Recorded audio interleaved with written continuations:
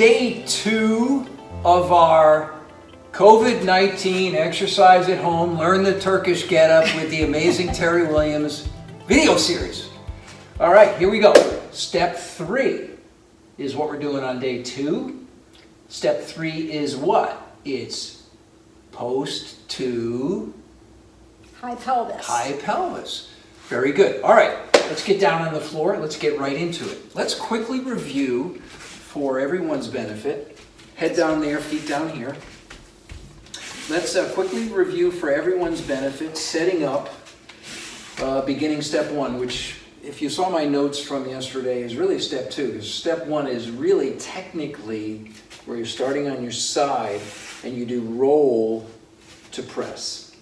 But for our purposes, we're skipping the roll portion because we don't have a kettlebell. So let's quickly review steps 1 and 2, right? Press to elbow, elbow to post.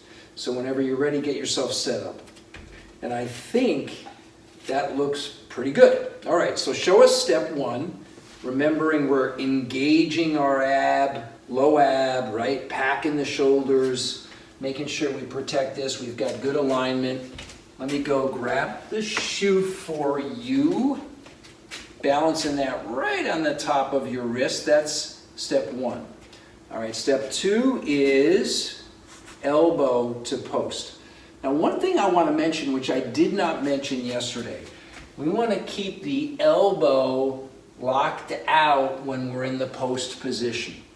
And you may need to adjust your hand position one way or another in order to get comfortable here. But remember, we're engaging our back. We want to imagine we're trying to pinch a coin between our shoulder blades. Lock out the elbow and get nice and tall. Lengthen the spine here as much as you can.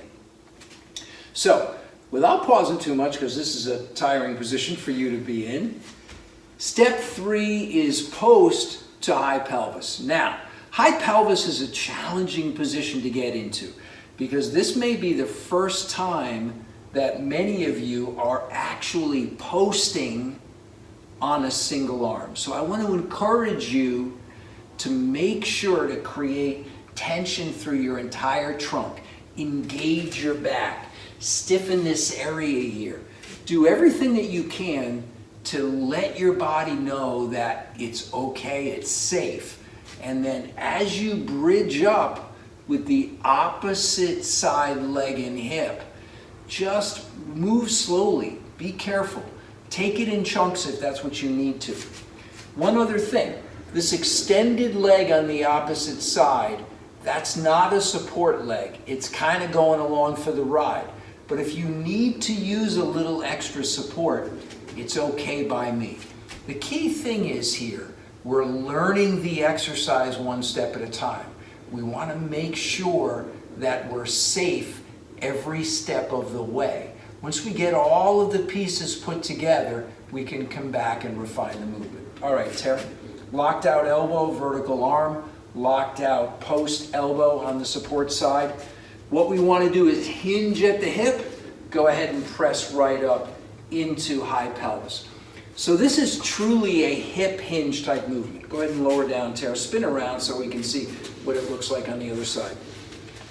This is a movement where we want to really keep the core or trunk nice and stiff and stable and hinge at the hip. So if we could imagine her hip joint right here, okay? That's a skewer.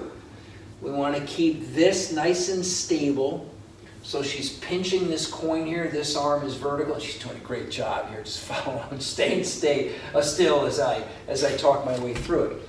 We can adjust this foot position, move it in or out, but you're going to find that it being a little closer to your hips is probably easier, but feel free to adjust that. Remember, this leg's going along for the ride. Here's our skewer, and we're going to hinge by pressing up. Nice and slow with this tear. Nice and slow. And make sure that foot is all the way down on the floor, tear. So lower back down. So here's an error that we caught her right in the middle of. This foot needs to remain flat on the floor, on the ground. So in this instance, what she probably learned, you can confirm for me, is that foot was a little too close to your hip. A little too close. You weren't able to keep that foot nice and flat. Yeah. All right? So again, we're balancing on opposite arms and legs. She's moved that foot out just a little bit.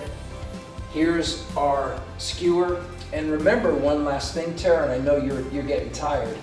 That gaze needs to remain right on your wrist so you're looking up the entire time. Here's your last rep. Go ahead and press up. So try to come up as high as you can into this position. All right? And when you get up as high as you can, lower back down. Now, I want you to peel back from step 3 to step 2. Come back into the post position and elbow, because you were in the post position, and then back down onto the floor. Okay, there we go. Post to high pelvis. As you practice this movement, combine it with the first 2 steps. Press to elbow, elbow to post, post to high pelvis. Then come back down. Chunk it in any way that's comfortable for you. Repetition is key. The more you do it and the more you connect the dots, the more your body becomes comfortable with the exercise. Starts to feel good. As we move through this Turkish getup, it becomes a little bit more complicated. High pelvis to bend involves a few other little movements. So get really comfortable with these first few steps. If you're practicing, as I hope you are, you're learning that some of even the early steps are challenging. You're engaging your core a little bit more, and of course this one, posting on a single arm. Any last minute tips for your fan base out there, Tara?